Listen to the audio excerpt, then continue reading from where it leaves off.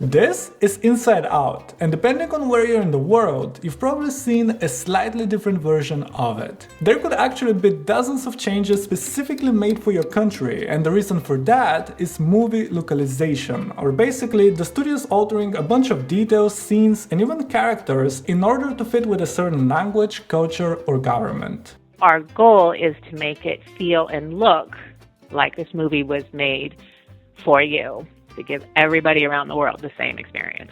It is something that Pixar has been doing for decades, going all the way back to the 90s, when despite being in the very early days of making their first feature films, they were already thinking about the importance of them being relatable to everyone.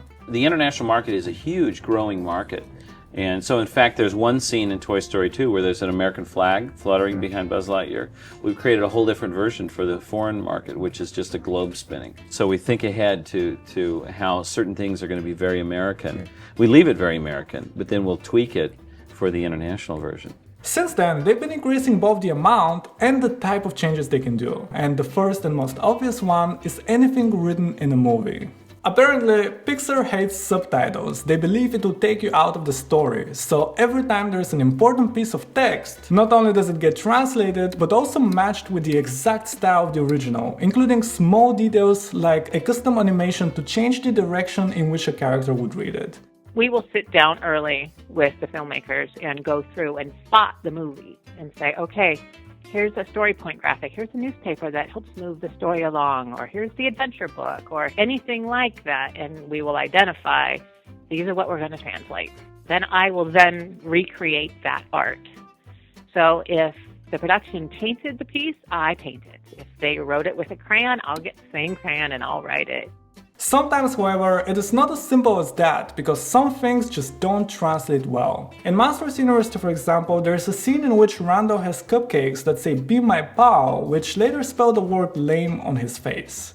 So in theory, not only would they have to find the perfect 7-letter phrase in a bunch of other languages, but within those 7 letters they would also have to be able to spell something bad, yet silly, child-friendly, and with the appropriate tone. So as you can imagine, in those cases they have to resort to something visual. For the most part, localization like that is practical, but where things get really interesting is once they start making some hyper-specific changes based not on language, but culture. If we go back to Inside Out, for instance, one of my favorite examples of that is when Riley refuses to eat broccoli because, you know, they're a stereotypically hated vegetable, especially by children. But apparently, that is not a universal thing, because in Japan, they actually like them. So in order to preserve the meaning of the moment, they had to replace them with green peppers for that country only. It is this subtext that's important, and this kind of changes, despite seeming small, could have a huge impact on an international audience.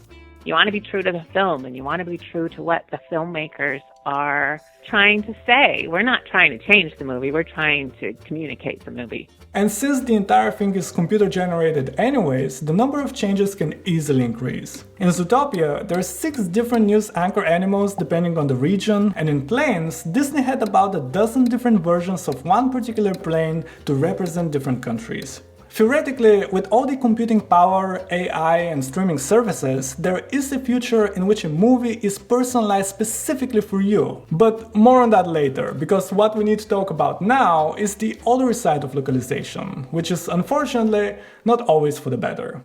In the world of live-action movies, it is not as common to change something just for the fun of it, like Captain America's notebook in The Winter Soldier, for example. So when it happens, it's usually for one of 2 reasons. Either business, like Iron Man 3, which was co-produced with a Chinese company, so it had a different version in there which was about 4 minutes longer and featured a more specific product placement for that particular market, or more often than not, a varying degree of film censorship.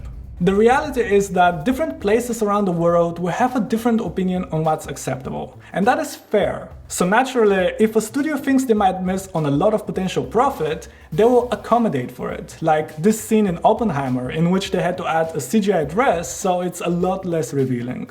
Sure, it might be a bummer for some people and the creeps in the back of the theater, but it's not that big of a deal. However, once they start messing with entire storylines, it's an alternation to the point of destroying the narrative. There is a version of Fight Club which ends not with the explosion, but with the title card reading that the police figured out the plan and arrested all criminals, and they were even getting some treatment, which... it's complete... Just imagine. All I'm saying is that we should all love or hate the movie for what it really is. Censorship is so subjective. It's like an exam. It's like result time. Whenever we finished a film, it's going to censor. It's like an exam time. You say, oh God, what is going to happen? It's finally going to depend on those 5 people. But there has to be a big attempt to say that there has to be no censorship. Then only there'll be exchange of ideas. Then only people will see another viewpoint. The idea is that films have to be able to be seen by all ages. I had to take down some of the violence. So I had one sequence where the lead punched someone in the head 11 times. So we made it 5. It is not uncommon for a sizable chunk to be missing for all kinds of reasons. Pirates of the Caribbean at the World's End had about 10 minutes cut from it because of a certain character, and Bohemian Rhapsody was in some countries missing a big part of Freddie Mercury's story.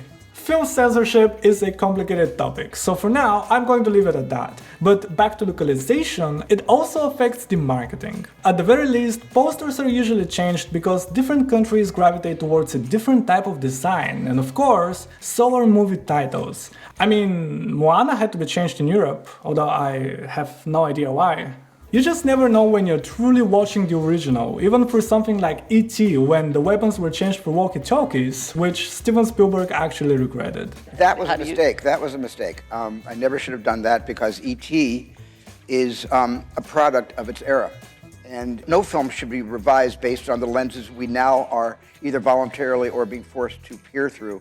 I should never have messed with the archive of my own work, and I don't recommend anybody really do that. Your film, all our movies are a kind of measuring, sort of a signpost of where we were when we made them. It is quite the rabbit hole, and there's been some really fun ideas back in the day, like the director of one of my favorite movies, which... hold on. I have on a VHS tape, although I cannot play it. So the director of The Truman Show had an idea to have a camera installed in every single theater and have the projectionist cut to a shot of the audience during the movie, which would have been such a cool gimmick had the technology been available. Speaking of which, we can nowadays do a lot, which is why it is not out of the question that the next step is not just localization, but also personalization. Some of you might remember this website going around back in the day in which you had to log in with your Facebook account and it would play you a short film about this crazy guy stalking someone, and as he was doing it, it would turn out it was your photo and address and name in there, and it was awesome. So just imagine what a huge studio like Netflix or Disney could do with all the technology available and hopefully your consent.